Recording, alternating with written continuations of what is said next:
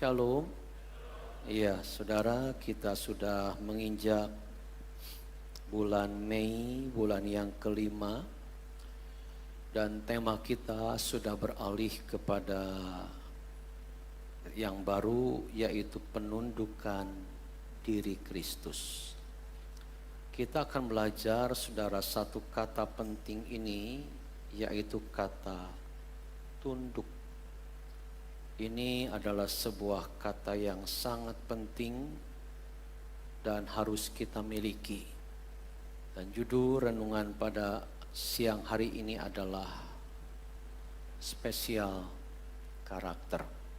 Mari kita akan baca di dalam 1 Petrus 2 ayat 13 dan 14. Demikian bunyinya. Tunduklah karena Allah.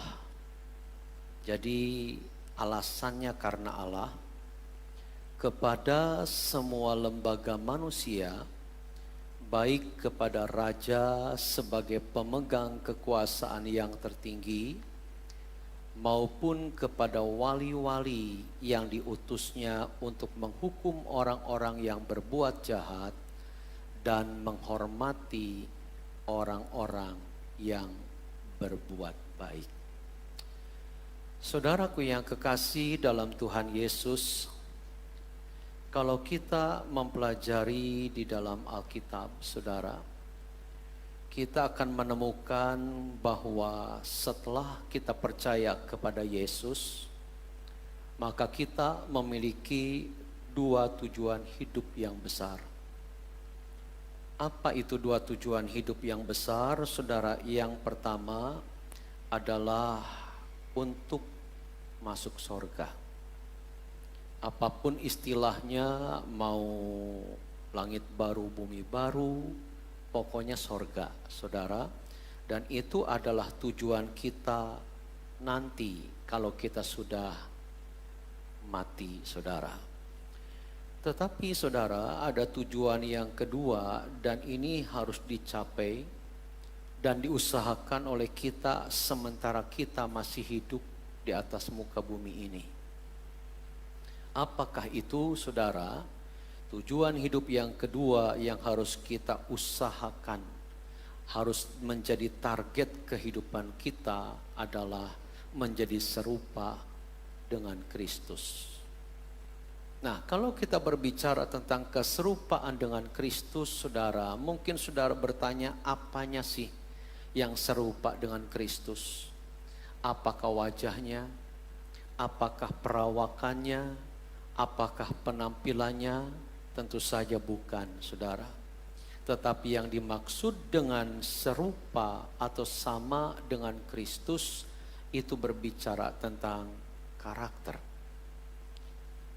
Dan kalau kita berbicara tentang karakter, saudara, banyak karakter indah yang harus kita capai, saudara. Dan salah satu karakter indah, bisa saya katakan sebagai karakter yang spesial, itu adalah kalau kita memiliki sifat penundukan diri. Nah, ini adalah satu sifat yang indah yang harus kita miliki, saudara. Kenapa?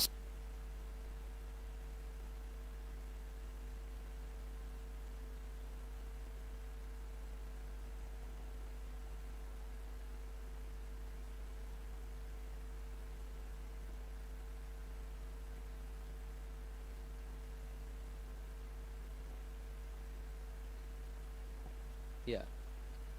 Kenapa kita harus mencapai, saudara, karakter penundukan diri? Sebab penundukan diri itu menentukan apakah kita bisa dipakai Tuhan atau tidak. Nah, pertanyaannya, saudara, adalah sebetulnya apa sih arti tunduk itu? Mari kita perhatikan, saudara. Kata tunduk, saudara, itu berasal dari bahasa Yunaninya adalah kata hupotasso, ya, hupotasso.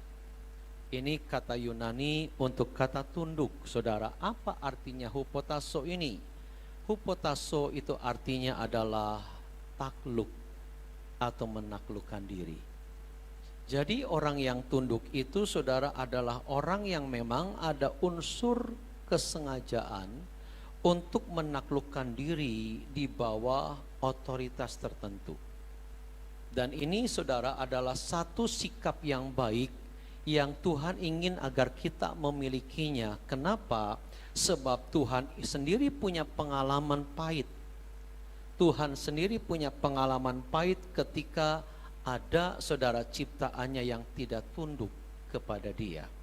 Sebab itu kalau dia melihat saudara ada orang yang memiliki karakter tunduk dalam arti takluk menaklukkan diri saudara, ini adalah sebuah sikap yang indah.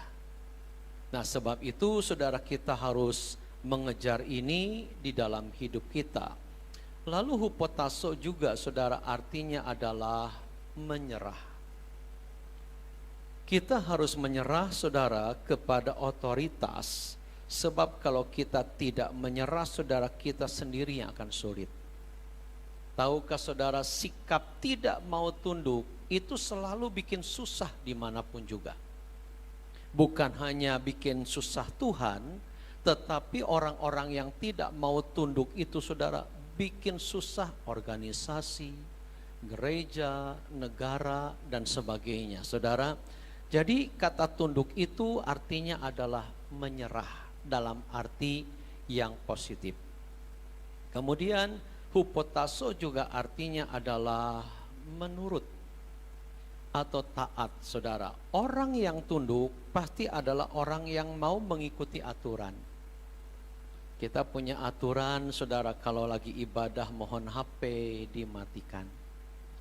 Kalau setiap jemaat itu saudara nurut dengan aturan ini, maka saudara ibadah jauh lebih indah. Tetapi persoalannya orang-orang yang tidak menurut, tidak taat pada aturan itu selalu ada. Dan orang-orang beginilah saudara dimanapun ia berada yang tukang bikin susah. Orang yang tidak bisa patuh saudara. Lalu kata hupotasso juga artinya adalah merendahkan diri. Jadi orang yang tunduk tidak mungkin orang yang sombong. Orang yang sombong itu saudara adalah orang yang sukar tunduk. Jadi kalau kita memang rendah hati saudara, orang yang bisa tunduk itu orang yang bisa merendahkan diri, menempatkan diri saudara sehingga keadaan menjadi lebih tertib dengan keberadaan kita. Nah saudara perhatikan, orang bisa tunduk saudara itu karena apa saja. Yang pertama saudara, ada orang yang memang baru tunduk kalau dipaksa. Ya, kalau dipaksa saudara, misalnya begini saudara, misalnya kalah dalam peperangan, ya. Orang yang kalah dalam perang saudara mau tidak mau tunduk kepada yang mengalahkannya. Walaupun mungkin sebetulnya secara batin dia rada-rada terpaksa dalam ketundukannya itu, tetapi karena dia memang kalah saudara, maka mau tidak mau dia harus tunduk saudara. Nah ada orang-orang memang yang harus dihajar Tuhan baru dia tunduk. Ada saudara, usahanya mungkin berantakan terus menerus, tidak bisa berkembang, sakit enggak sembuh-sembuh, masalah tidak kunjung selesai saudara. Ada orang yang memang harus dihajar dulu sama Tuhan baru tunduk. Ada saudara. Nah saya berharap saudara tidak seperti itu. Tetapi kita bisa tunduk karena faktor yang kedua. Walaupun yang pertama akhirnya bisa jadi baik, tetapi saudara tentu saja pada saat ini terjadi kita merasa tidak enak. Nah yang kedua, orang bisa tunduk karena apa saudara? Yang kedua, orang bisa tunduk karena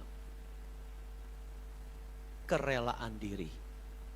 Ya, ada orang yang tunduknya karena kerelaan diri saudara. Misalnya orang itu dengan kerelaannya dia ingin bergabung dengan kelompok tertentu. Nah, apa saudara resikonya atau apa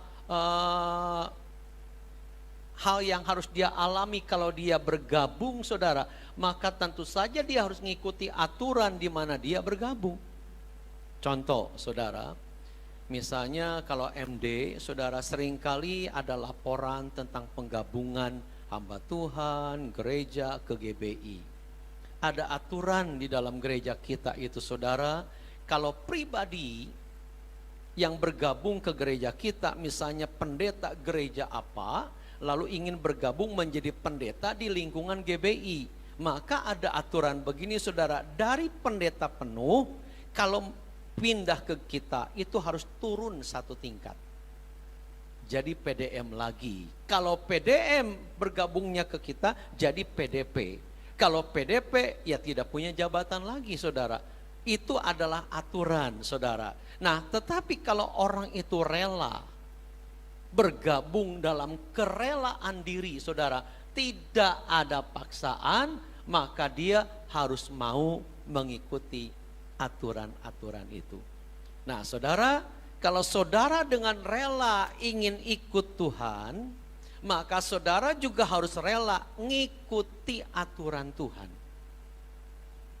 Jangan dengan terpaksa, jangan dengan gerunda di hati, jangan sampai kita tunduk tetapi tidak tulus, saudara. Nah, jadi memang ada orang-orang yang baru bisa tunduk, itu harus dipaksa, ada babak belur dulu, saudara, baru dia bisa tunduk, ada yang begitu, ya. Dan ada yang memang tulus, dia rela diri ingin tunduk kepada Tuhan. Ada. Nah, kita berharap yang kedua itu yang ada pada kita, saudara. Nah, coba perhatikan, kalau kita tunduk kepada satu otoritas, tentu saja ada resiko yang terjadi kalau kita menundukkan diri. Apa resiko yang akan terjadi, saudara?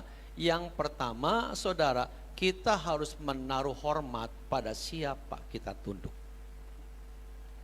Kita harus menaruh hormat pada siapa kita tunduk. Kalau kita tidak bisa memiliki rasa hormat, maka biasanya kita sukar tunduk. Kalau toh tunduk pun, saudara, pasti nggak tulus. Pasti nggak tulus, saudara. Orang yang tunduk itu bisa menghargai kepada orang kepada siapa dia tunduk. Nah, saudara bisa menghargai enggak? Menghargai Tuhan enggak? Kalau saudara menghargai Tuhan, saudara tunduk kepada aturan Tuhan.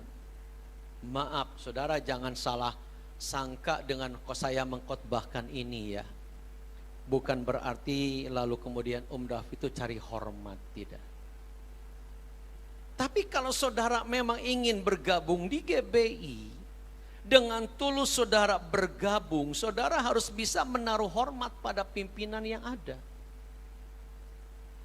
Ada orang yang begitu hormat kepada orang lain, tetapi kepada orang tua sendiri tidak bisa menghormati. Kan ada yang begitu, saudara. Ada yang hormat kepada orang lain, tetapi kepada pasangan sendiri kurang menghormat. Wah, ini kacau, saudara. Kepada orang lain begitu tunduk, tetapi kepada orang tua tukang melawan. Ini kacau kalau begini, saudara. Kepada pendeta lain begitu hormat, tetapi kepada pendetanya sendiri tidak bisa hormat. Ini kacau, saudara. Jadi resiko penundukan diri itu, saudara, dia akan menaruh hormat pada siapa kita tunduk. Lalu yang kedua, resiko penundukan diri adalah kita siap mengesampingkan kepentingan pribadi. Kita siap, saudara, menomorduakan kepentingan kita. Menomorduakan kepentingan kita, saudara. Dan kita menomorsatukan orang kepada siapa kita tunduk, saudara. Itu resiko kalau kita memiliki penundukan diri, saudara. Kita harus mengesampingkan kepentingan kita pribadi dan mendahulukan kepentingan pemimpin kita. Saudara, memang ini tidak gampang, ya. Memang tidak gampang, tetapi inilah yang harus terjadi. Orang yang tunduk adalah orang yang bisa mendahulukan pimpinannya atau kepentingan pemimpinnya daripada kepentingan pribadi. Dan percayalah saudara, orang yang mengerti konsep ini ketika dia bisa menyenangkan pemimpin, itu kebahagiaan tersendiri. Contoh saudara, coba kita belajar kepada abdi dalam yang ada di keraton.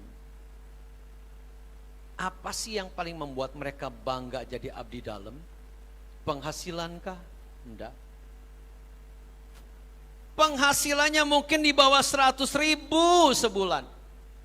Cukup apa saudara? Tapi kebahagiaan mereka, kebanggaan mereka ketika mereka bisa menyenangkan sultan, bisa menyenangkan raja. Itu adalah kebahagiaan mereka yang mengabdi saudara.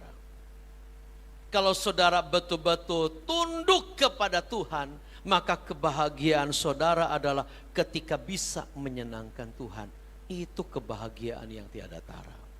Nah, jadi saudaraku yang kekasih, resiko penundukan diri di sini, dia harus menaruh hormat pada siapa kita tunduk.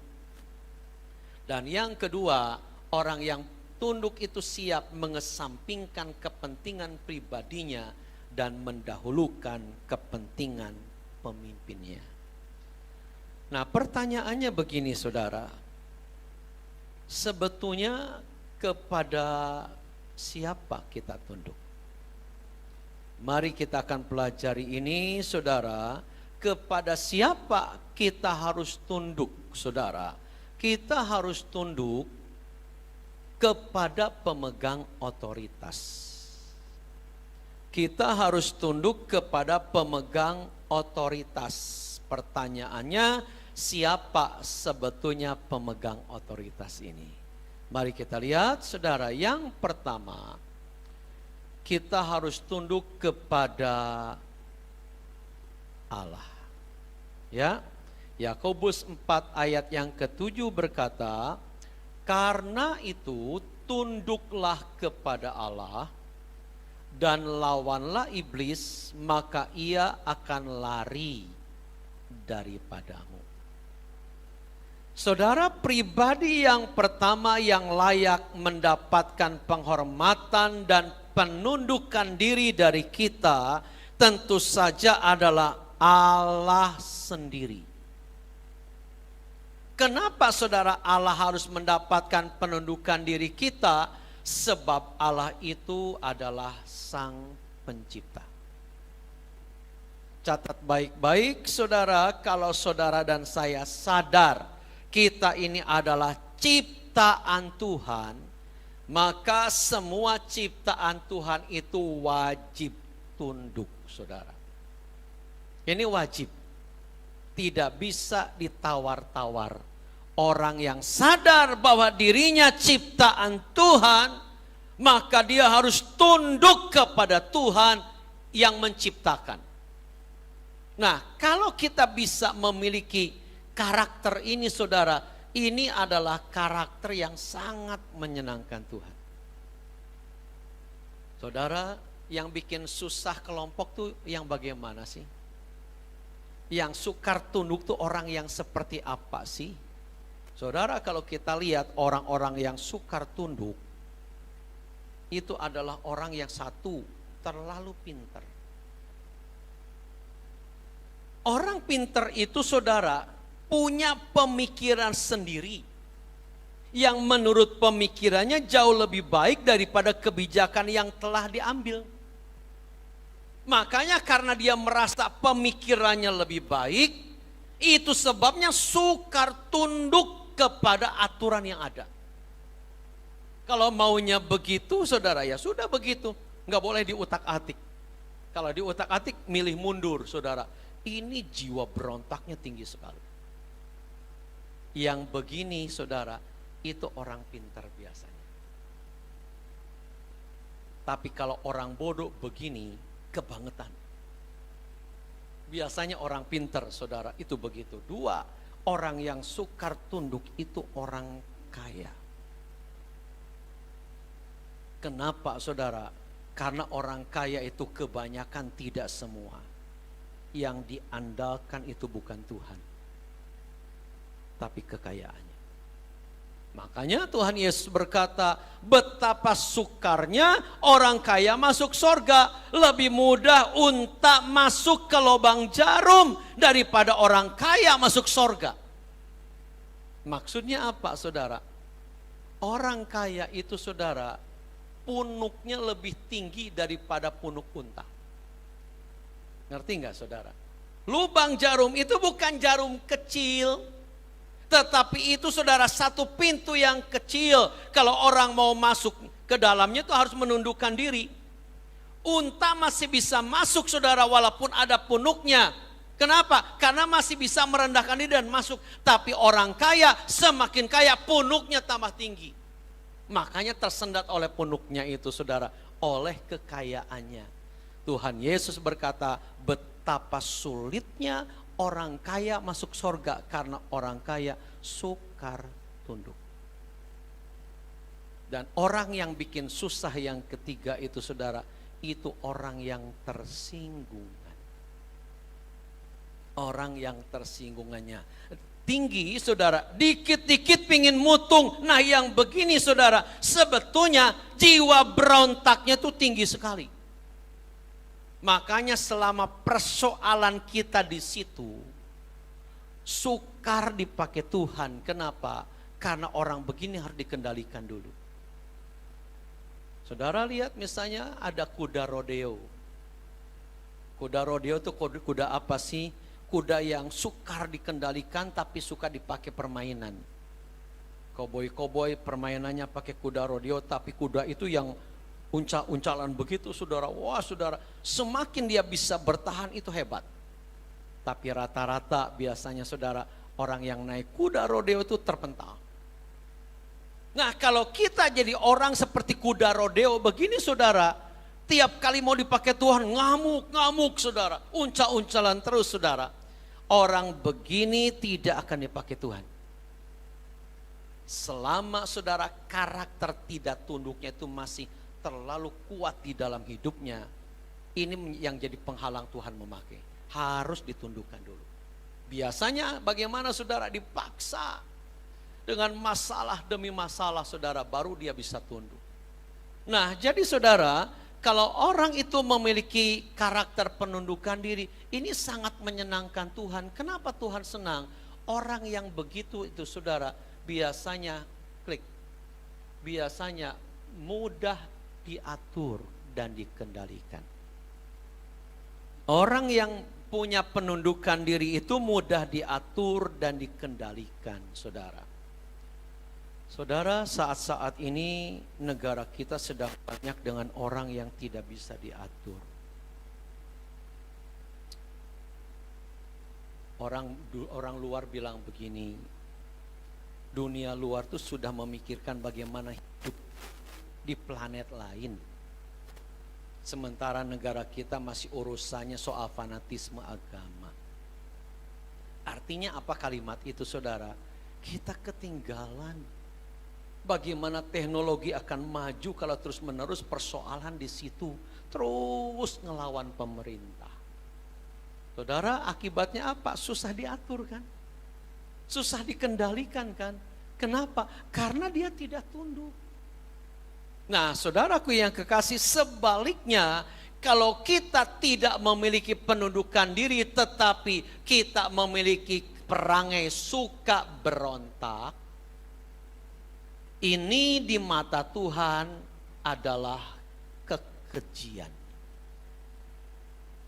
Penundukan diri itu karakter yang sangat menyenangkan Tuhan.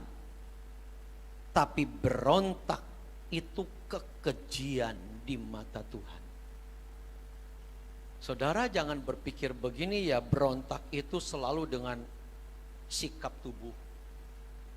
Ada yang berontak begitu, saudara, wajahnya melotot matanya, saudara, lalu ngomongnya kasar, lalu tubuhnya tolak pinggang seperti sengaja melawan. Ada yang berontaknya begitu. Tapi berontak itu ada juga yang halus, saudara. Ada juga yang halus. Dia tidak bersikap yang kasar, tetapi apa yang dikatakan pemimpin mau didengar. Tidak pernah diperhatikan, saudara. Itu juga berontak. Berontak halus, saudara. Nah, berontak ini, saudara, kekejian di mata Tuhan apapun bentuknya. Kenapa Tuhan merasa melihat ini kekejian, saudara? Sebab Tuhan itu punya pengalaman pribadi bagaimana makhluknya berontak. Saudara lihat makhluk ini, ya, makhluk yang bernama Lucifer ini, saudara, ini adalah makhluk yang mungkin nilainya paling tinggi. Sebelum manusia diciptakan, saudara, makhluk tertinggi itu Lucifer.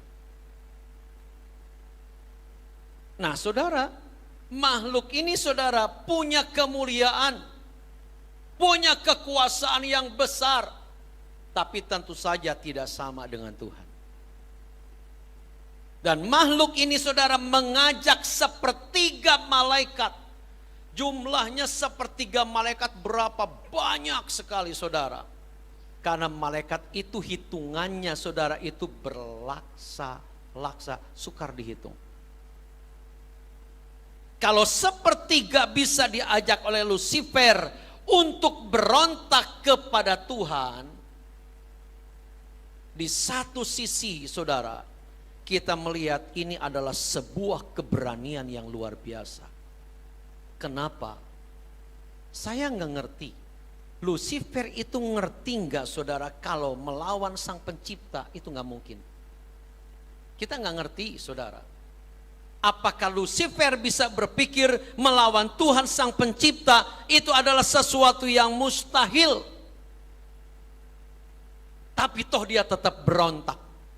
Jangan-jangan, saudara, ketika dia ngumpulkan sepertiga malaikat, dia memandang ada kemungkinan bisa mengambil alih tahta Tuhan. Makanya dia berontak. Tapi kita tahu, saudara, Lucifer itu gagal. Catat baik-baik, saudara, dosa pemberontakan itu adalah cikal bakal dari dosa-dosa yang lain. Dosa itu pada dasarnya, saudara, adalah tidak tunduk kepada Allah. Dosa pengertiannya pada dasarnya tidak tunduk pada kebijaksanaan Tuhan. Nah, ini terjadinya, saudara, di sorga. Pemberontakan pertama yang Lucifer lakukan kepada Allah dengan para malaikat pengikutnya itu terjadi di sorga. Terjadi di sorga, saudara. Dan dari pengalaman itu, saudaraku yang kekasih, perhatikan, Tuhan itu sensitif dengan dosa pemberontakan. Tolong perhatikan ya. Tuhan itu sensitif dengan dosa pemberontakan. Sensitif sekali. Makanya di dalam Alkitab ada contoh Korah, Datan, dan Abiram. Berontak kepada Musa, hamba Tuhan yang dipilih Tuhan. Langsung Tuhan hukum orang-orang yang seperti itu. Kenapa, saudara? Sensitif Tuhan itu dengan dosa pemberontakan karena dia ngalami bagaimana makhluk ini berontak kepadanya. Dan saudara tahu tiap kali ada pemberontakan pasti bikin kacau. Pasti bikin kacau. Kalau dalam gereja, saudara, apapun alasannya, ada yang coba berontak, pasti bikin kacau gereja. Itu pasti, saudara. Tetapi saudara harus mencatat baik-baik. Jika orang itu hatinya penuh dengan pemberontakan dan tidak pernah mau bertobat, bisakah pemberontakan itu berhasil? Di dunia nampak bisa. Tapi akhir dari orang yang pernah berontak, hidupnya pasti tragis. Contoh, Saddam Hussein, saudara. Dia itu menduduki jabatan sebagai presiden Irak itu lama, saudara. Tapi dari mana dia mendapatkan kekuasaan? Kudeta. Akhirnya, saudara, dia mati mengenaskan, dihukum gantung. Muammar Gaddafi 42 tahun dia memimpin Libya. Bahkan dia membuat pangkat tersendiri yang tertinggi di Libya itu bukan jenderal, saudara. Tapi pangkat yang tertinggi di Libya itu adalah kolonel. Sesuai dengan pangkat dia ketika dia pertama kali berontak dan mengambil alih kekuasaan di negara itu. Bayangkan, berontak tapi sukses 42 tahun dia memimpin. Namun setelah itu ketika dia mati, saudara, matinya itu ditembak. Bahkan ketika dia sembunyi di gorong-gorong ketangkepnya, saudara, mengenaskan. Kartosuwiryo itu pemimpin DITII yang ingin mendirikan negara Islam di Indonesia, dihukum mati. Jadi orang yang berontak, saudara, adalah orang yang akhir hidupnya pasti tragis. Pasti tragis, saudaraku yang kekasih. Jadi betapa pentingnya kita memiliki penundukan diri kepada Allah. Nah, apa efeknya, saudara? Kalau kita punya penundukan diri, akibatnya apa ke kita? Yang pertama, saudara, kalau kita memiliki penundukan diri, kita bisa mengalahkan iblis. Saudara, manusia bisa mengalahkan iblis gak sih? Halo? Bang Jenis? Bisa mengalahkan iblis manusia? Bisa kalau, pasti ada kalaunya. Kalau tidak ada kalaunya bisa gak, Pak? Gak usah ngelawan iblis. Ibu-ibu mau kencing malam hari aja bangunkan suami. Ketakutan. Gak usah melawan. Baru kelihatan iblis menampakkan diri aja pada ketakutan. Saudaraku yang kekasih, manusia tidak mungkin bisa mengalahkan iblis. Sebab kalau kita bicara soal kekuasaan, yang tertinggi itu Tuhan. Yang kedua iblis, yang ketiga manusia. Manusia melawan iblis tidak mungkin, apalagi melawan Tuhan. Tetapi manusia bisa mengalahkan iblis kalau manusia gabung dengan Tuhan. Dan penundukan diri itu, saudara, itu artinya manusia bergabung dengan Tuhan. Makanya ayatnya kan berkata demikian, saudara. Karena itu tunduklah kepada Allah dan lawanlah iblis, maka ia akan lari daripadamu. Kalau kita tidak tunduk kepada Tuhan, saudara, maka ayat ini akan berkata, lawanlah iblis, maka kita akan lari daripada iblis. Kebalik. Tapi kalau kita bersama dengan Tuhan, lalu kita melawan iblis, iblis yang lari dari kita, saudara, berarti ada kekuasaan Tuhan di dalam hidup kita. Saudaraku yang kekasih dalam Tuhan, dalam sejarah apa yang saya lihat dari hamba-hamba Tuhan yang melakukan doa pelepasan. Ya, saya bukan orang yang terlalu kuat punya karunia doa pelepasan orang-orang kerasukan. Tapi mau tidak mau harus bisa. Tapi dari pengalaman yang saya lihat hamba-hamba Tuhan yang adakan doa pelepasan, yang menyerupai Yesus, kuasa yang ada pada dirinya itu cuma satu yang saya lihat, saudara. Pernah kita setel khotbahnya waktu gereja ini belum gedung seperti ini. Nama pendeta itu adalah pendeta Lee Cho-suk dari Korea. Saudara tahu?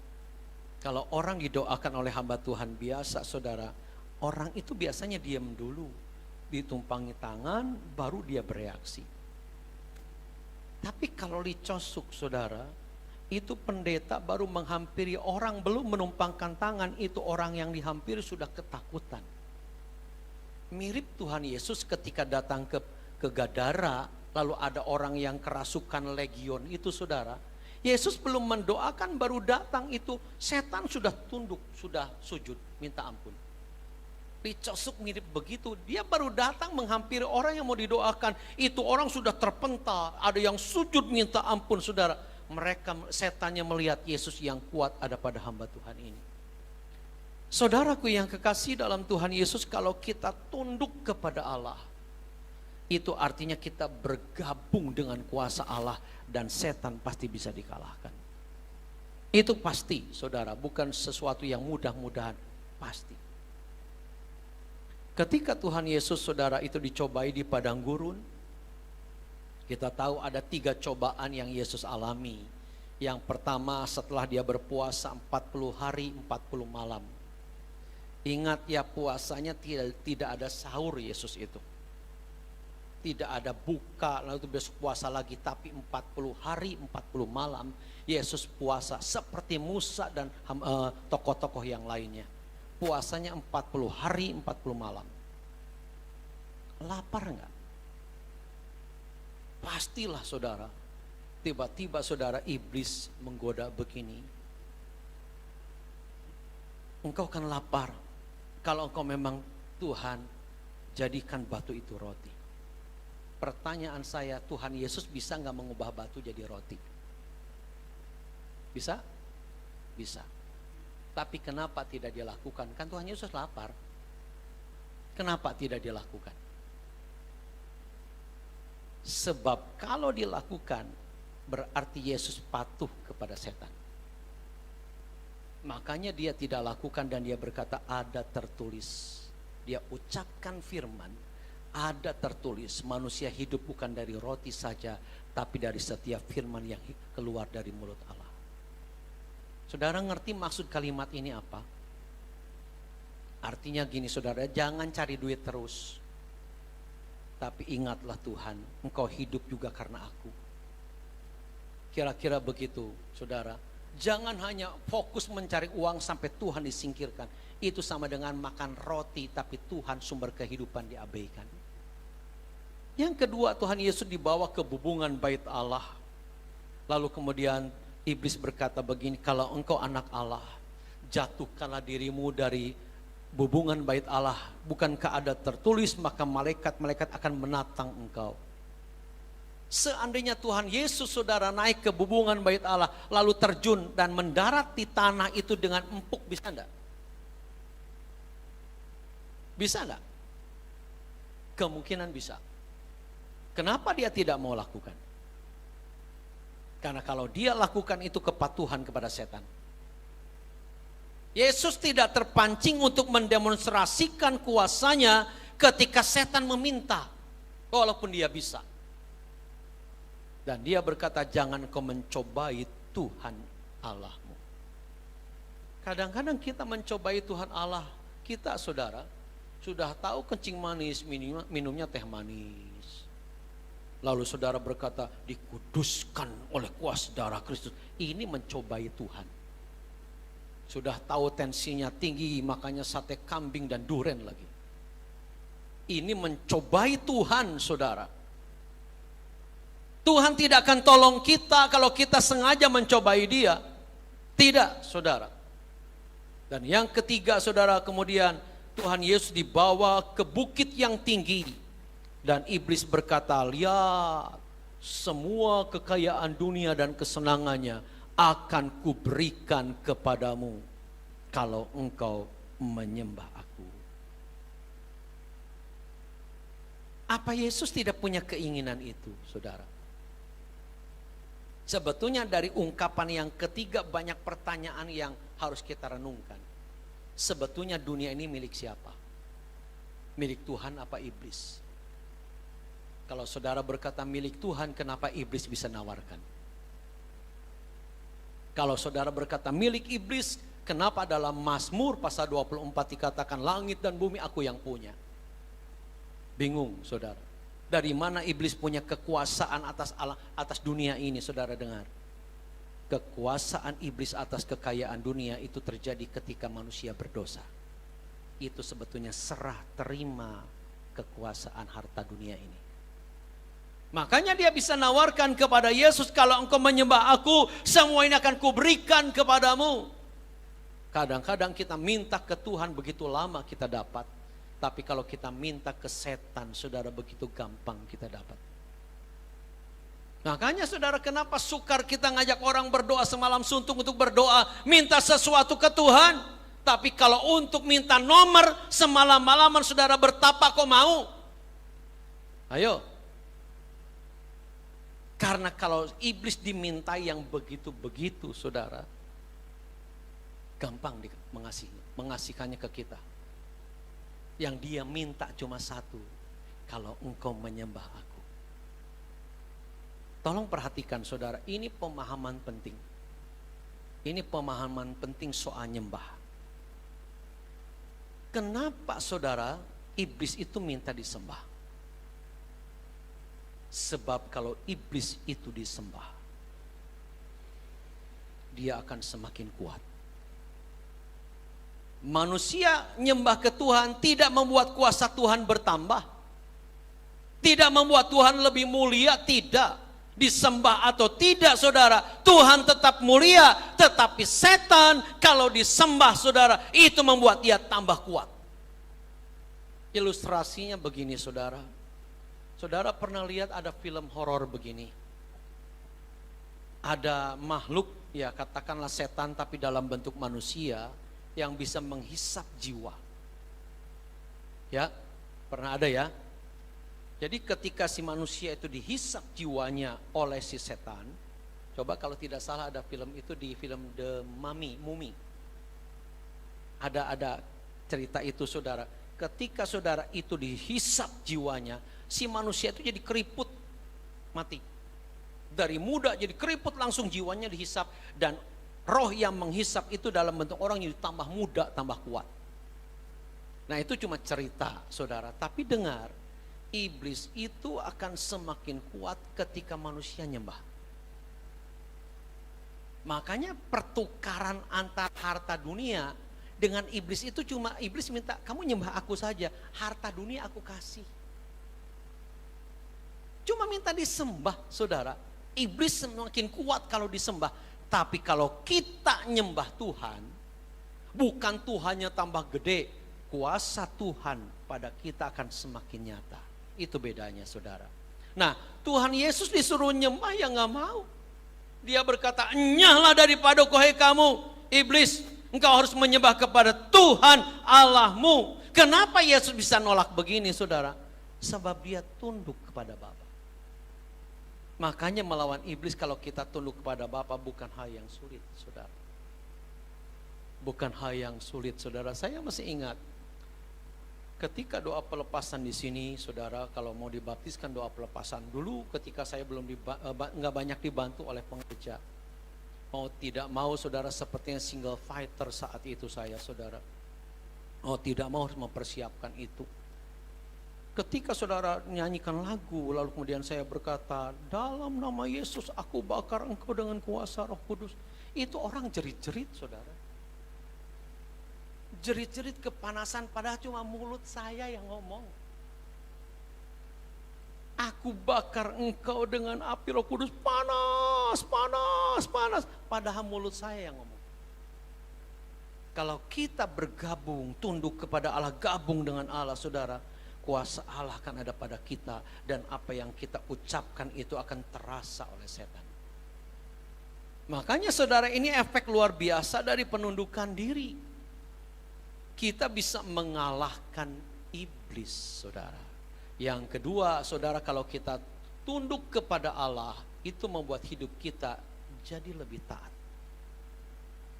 Bukan hanya taat kepada perintah-perintah Tuhan, tetapi kepada aturan-aturan yang ada di dunia ini yang baik, kita taati. Termasuk saudara, lampu merah walaupun sepi. Biasanya pagi-pagi, mau doa pagi itu di Kopti itu. Banyak orang pakai baju khusus baru sembahyang. Tapi lampu merah ser. Dalam hati saya, percuma lu sembahyang. Yang sederhana saja dilanggar. Yang kecil saja dilanggar. Saudaraku yang kekasih, aturan-aturan firman dan aturan-aturan kehidupan, kalau kita tunduk kepada Allah akan kita taati. Orang yang tunduk kepada Allah itu hidupnya jadi tertib, saudara. Jadi tertib dan menghargai aturan. Ingat, gereja kita punya aturan, HP mohon dimatikan, itu aturan. Orang yang tunduk kepada Allah, saudara, HP-nya pasti di silent minimal. Betapa kurang sopannya orang yang sementara ibadah malah mainan WA. Tidak sopan. Sangat tidak sopan, saudara. Dan banyak orang tidak sadar kalau disinggung soal HP itu rasanya itu adalah hak asasi. Tidak, saudara, hak asasi tidak bisa dibebaskan begitu saja. Harus dikendalikan oleh aturan. Nah, jadi orang yang tunduk kepada Allah pasti hidupnya tambah taat, saudara. Kalau lagi ibadah, ya ibadah dengan baik, dengarkan firman dengan baik. Tidak keluar masuk, saudara. Tidak tertidur, tidak mainan atau apapun, saudara. Dia taat dan patuh dengan aturan ibadah. Itu orang yang tunduk, saudara. Dan kemudian penundukan diri membuat kita yang ketiga, saudara, hidup kita akan berkenan kepada Allah. Matius 3 ayat 17 berkata, lalu terdengarlah suara dari sorga yang mengatakan, inilah anakku yang kukasihi, kepadanyalah aku berkenan. Apa yang membuat Bapa berkenan kepada anak? Sebab anak tunduk kepada Bapa. Dan penundukan itu dinyatakan lewat ketaatannya yang total kepada apa yang Bapa mau. Itu sebabnya Bapa berkata, kepadanyalah aku berkenan. Saudara, kita ingin berkenan, belajar tunduk kepada Allah. Itu efek yang akan kita alami, saudara. Jadi yang pertama, kepada siapa kita harus tunduk? Yang pertama itu kepada Allah. Ini mutlak. Yang kedua, yang terakhir, kepada siapa kita harus tunduk, saudara? Yang kedua, kita harus tunduk kepada pemerintah. Mari kita baca Roma 13 ayat 1 dan 2. Saudara, ini ayat penting. Tiap-tiap orang, berarti semua orang, harus takluk kepada pemerintah yang di atasnya. Bukan cuma presiden, yang di atas kita siapa saja, bisa RT, RW, lurah, kepala desa, camat, bupati, terus saudara. Pokoknya yang di atas kita semua itu pemerintah. Sebab tidak ada pemerintah yang tidak berasal dari Allah. Dan pemerintah-pemerintah yang ada ditetapkan oleh Allah. Sebab itu barang siapa melawan pemerintah, ia melawan ketetapan Allah. Dan siapa yang melakukannya akan mendatangkan hukuman atas dirinya. Saudaraku yang kekasih, dalam ayat yang pertama ada kalimat penting. Yaitu saudara, kalimat ini saudara, sebab tidak ada pemerintah yang tidak berasal dari Allah.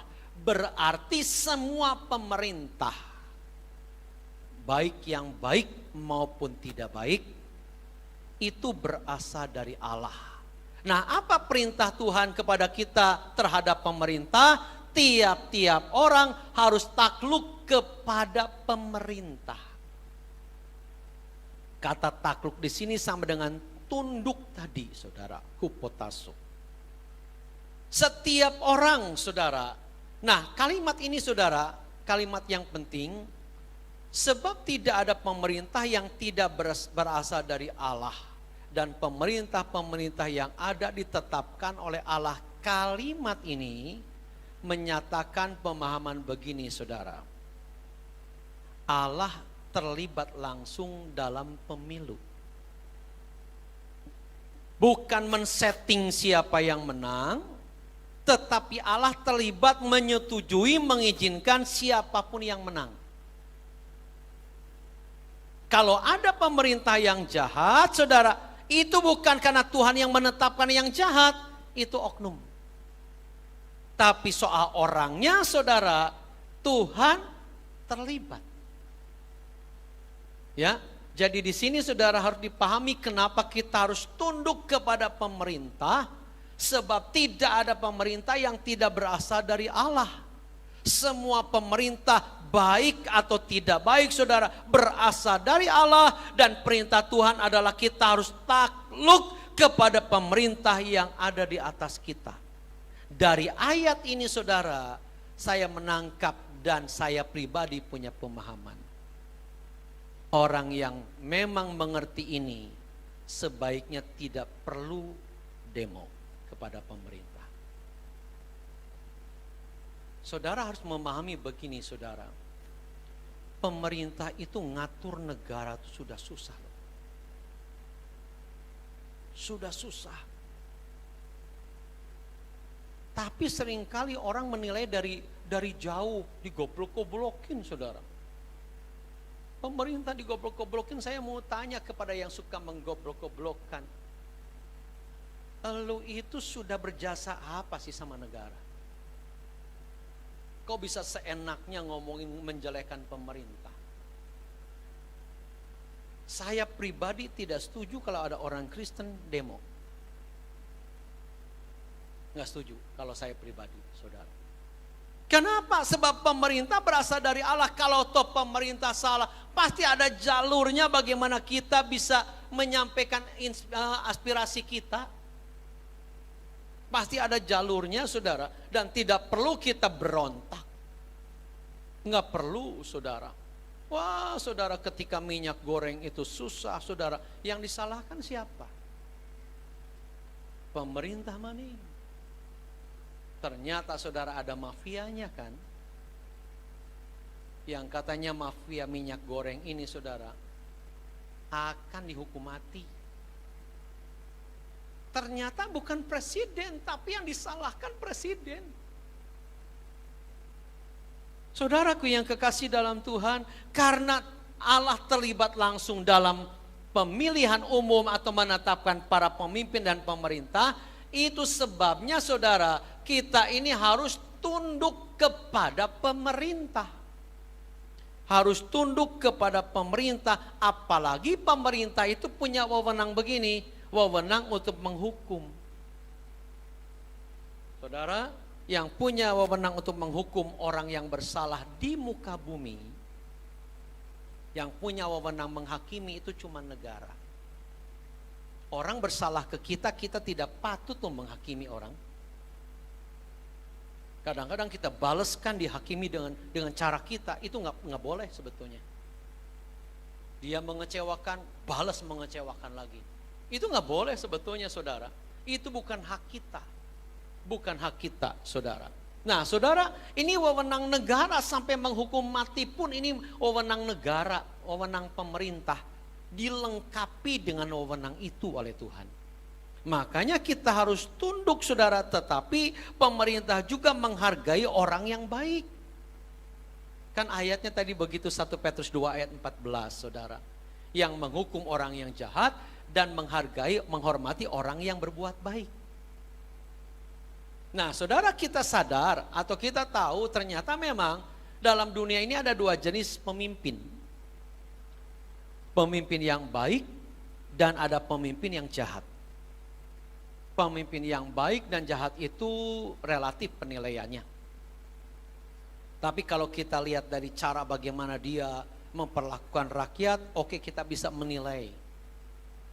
Misalnya saudara, salah satu yang dinilai pemimpin diktator adalah Kim Jong-un. Saya tidak mengidolakan dia.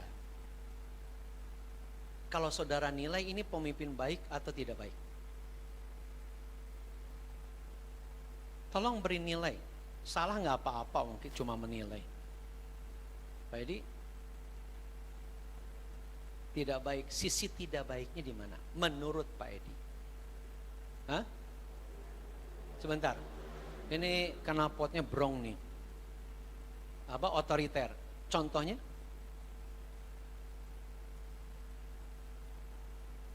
Tangan besi, tangannya dari besi. Iya. Artinya saudara menghukum semena-mena. Sehingga kita menilai ini pemimpin yang tidak baik. Bahkan pamannya sendiri hanya karena dia lagi pidato, dia terngantuk-ngantuk dihukum mati. Untung yang khotbah di sini bukan Kim Jong-un.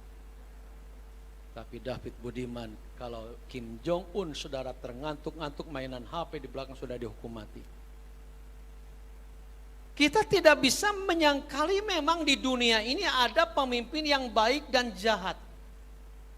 Dari fakta ini saudara muncullah dua pertanyaan. Muncullah dua pertanyaan begini saudara. Yang pertama, apakah pemimpin jahat dari Allah? Apakah pemimpin jahat dari Allah? Jawabnya saudara kembali ke ayat 1 tadi. Dikatakan tiap-tiap orang harus takluk kepada pemerintah yang di atasnya, sebab tidak ada pemerintah yang tidak berasal dari Allah. Dan pemerintah-pemerintah yang ada ditetapkan oleh Allah.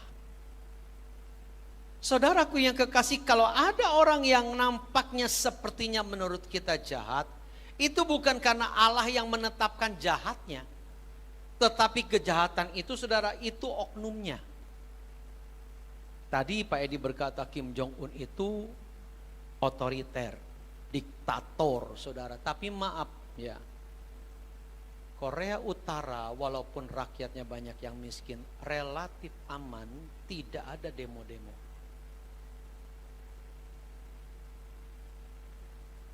Ya enggak? Yang ada demo-demo itu justru di negara-negara yang pakai demokrasi. Terlalu bebas, sukar dikendalikan. Ini bukan saya pro kemana, enggak, lagi jelaskan saja. Memang kepemimpinannya yang ini yang diktator mungkin dianggap kurang baik. Tapi keadaan rakyatnya walaupun kurang makmur relatif aman. Tidak banyak demo, ada yang berani demo langsung hukum mati. Berani apalagi sudah merencanakan untuk makar, oh sudah. Di kita masih dipertimbangkan, sudah jelas makar tapi dipertimbangkan, akhirnya hukumannya sekian. Nah saudaraku yang kekasih, jadi kalau ada yang jahat itu bukan karena Tuhannya, tetapi oknumnya.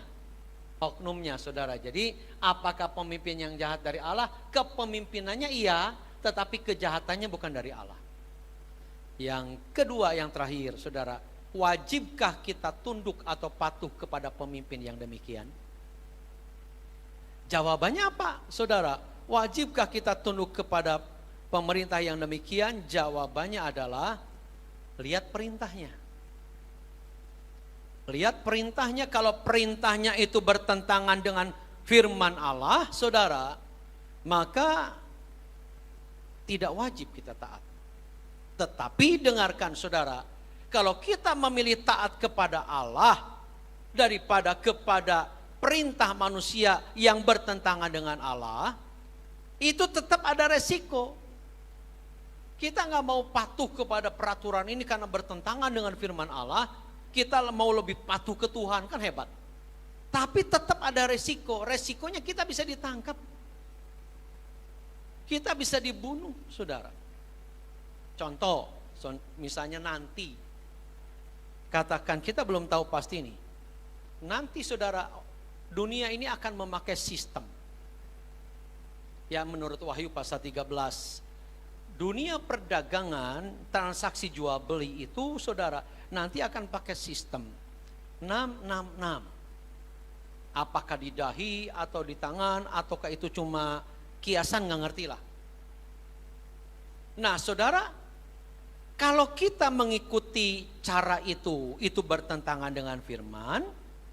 Tapi kalau kita tidak mengikuti itu artinya kita patuh kepada Tuhan, kita jadi susah. Jadi buat si malakama, kita mau taat ke yang mana? Jadinya itu pilihan kita, saudara.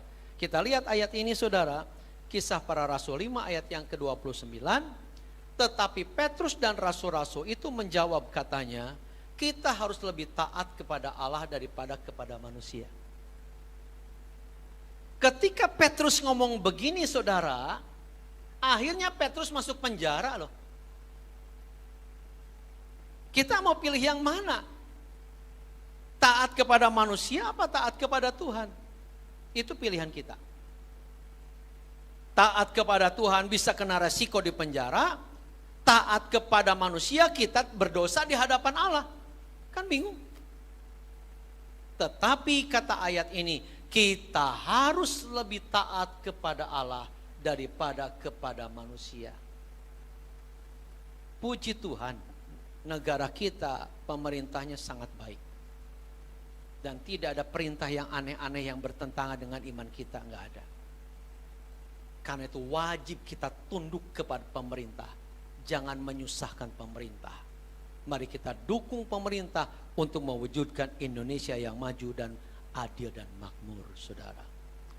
Minggu depan kita akan lanjutkan dengan kepada siapa lagi kita harus tunduk. Masih banyak, saudara. Tuhan memberkati kita. Mari kita berdiri, saudara.